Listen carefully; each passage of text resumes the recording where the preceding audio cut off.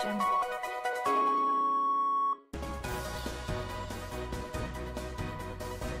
Audio Jungle. Igitondo cyiza nshuti bakunzi ba Rwanda Top News, aho muherereye hirya no hino mu bice bitandukanye by'isi. Nizere ko mukomeje kumererwa neza aho muri hirya no hino.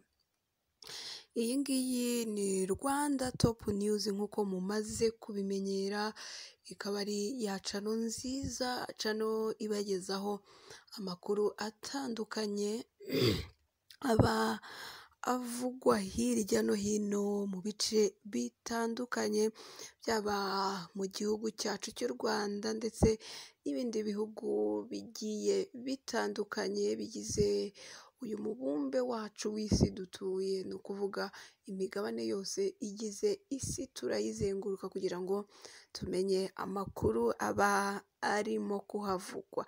Murabyibuka rero mbagezaho amakuru atandukanye abavugwa muri politike z'ibyo bihugu, avugwa mu burezi, mu bukungu, mu butabera, mu bubanyi n'amahanga, imikino n'imyidagaduro, ndetse ntibagiwe n'utuntu n'utundi. Reka mbanze nsabe wowe utarakora subscribe kugira ngo udakomeza gucikwa n'ayo makuru meza tubagezaho, nuko ukora subscribe kuri iyi channel ya Rwanda Top News.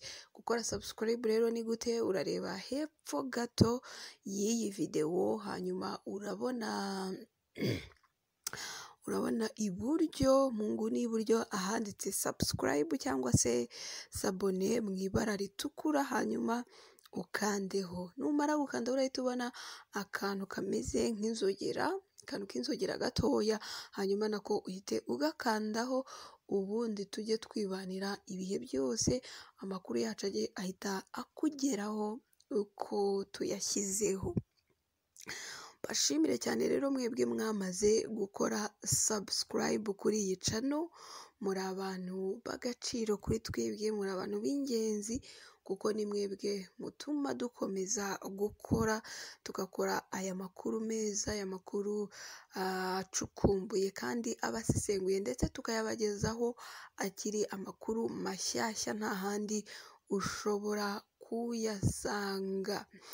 Rero n'ubu ngubu mba mbazaniye amakuru mashyashya, ariko reka mbanze mbasabe kujya mwibuka gukora like, mukore share ndetse na comment ku makuru tuba twabagejejeho, musharinge amakuru yacu abashe kugera ku bantu benshi batandukanye. Ikindi mwibuke no kutubwira uko ayo makuru muyakira cyangwa se icyo muyavugaho kuyo tuba twabagejejeho. Mbazaniye rero amakuru mashyashya. Amakuru mashyashya rero muti ameze gute? Kuri ubu ngubu u Rwanda rwohereje ingabo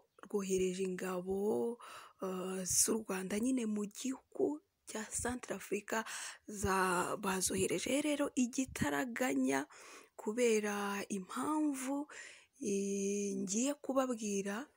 Bazoherejeyo rero mu bihe bidasanzwe, n'ibihe bikomeye aho ngaho muri Centrafrica. Muti rero bimeze bite? Itangazo rya Minisiteri y'Ingabo y'u Rwanda rivuga ko u Rwanda rwohereje ingabo mu gihugu cya Centrafrica. Ni mu rwego rwo kurinda ubusugire bwa kiriya gihugu hagendewe ku masezerano ibihugu byombi bifitanye. Si ibi ngibi gusa rero, si iki ngiki kijyanye izi ngabo z'u Rwanda muri kiriya gihugu gusa, kubera ko muri ririya tangazo nyine ryatanzwe n'igisirikare cy'u Rwanda na Minisiteri y'Ingabo ryo kuwa 20 Ukuboza, harimo ko ziriya ngabo nshya ari igisubizo ku bitero by'inyeshyamba zishyigikiye Francois Bozize wategetse kiriya gihugu, zimaze iminsi zigaba ku ngabo z'u Rwanda ziri mu butumwa bw'amahoro bwitwa MINUSCA. Ni ukuvuga ko rero ingabo z'u Rwanda ziri muri kiriya gihugu zirimo kugabwaho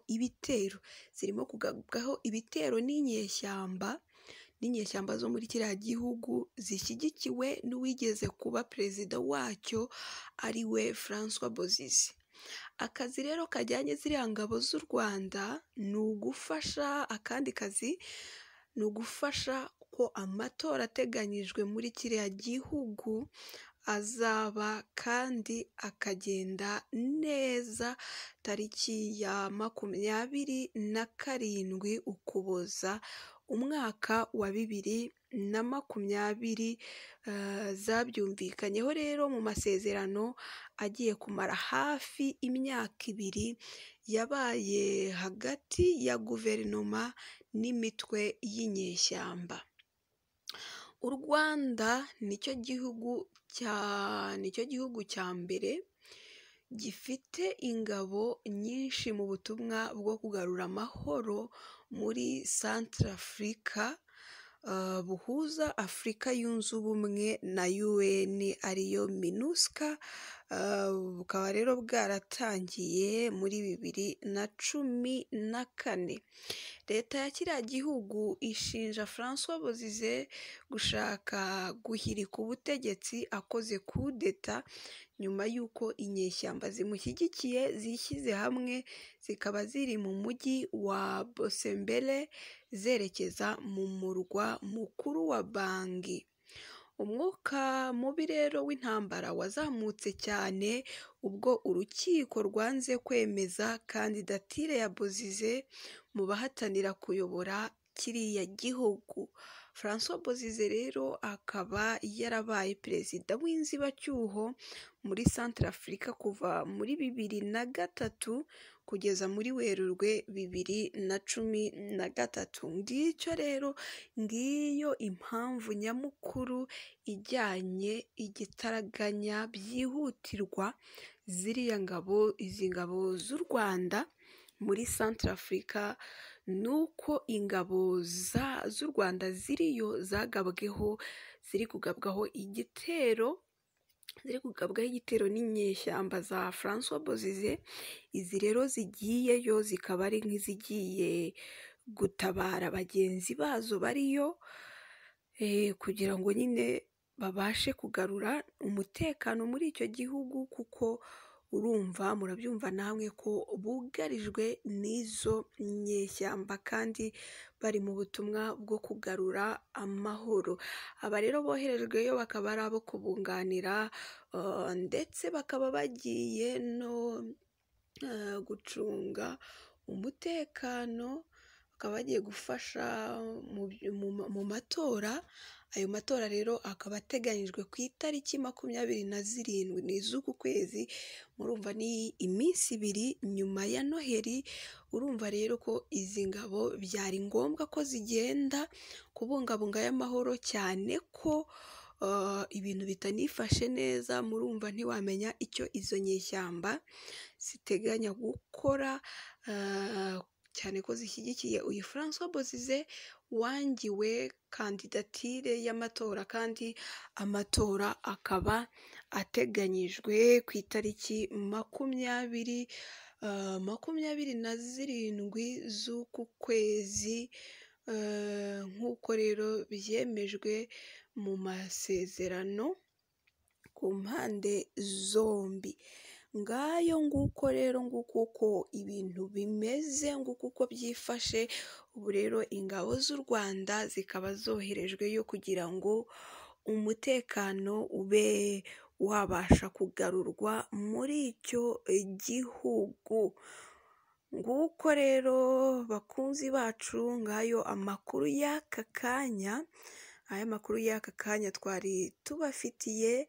Mbibutse ko mwakora subscribe kuri channel yacu, channel ya Rwanda Top News abatari bayikora, kugira ngo tujye tubasha kubana igihe cyose mu makuru tuba tubagezaho. kugira ngo atazajya akomeza kubacika, cyane ko aba ari amakuru meza, amakuru udashobora gusanga ahandi aho ariho hose.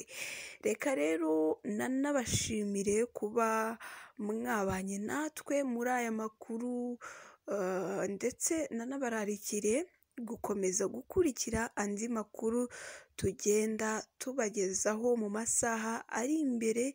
Imana ikomeze ibishimire, ibane namwe kuri uyu munsi wa mbere w'icyumweru, ikomeze kubarindira mu buntu bwayo. Iyi ngiyi yari Rwanda Top News.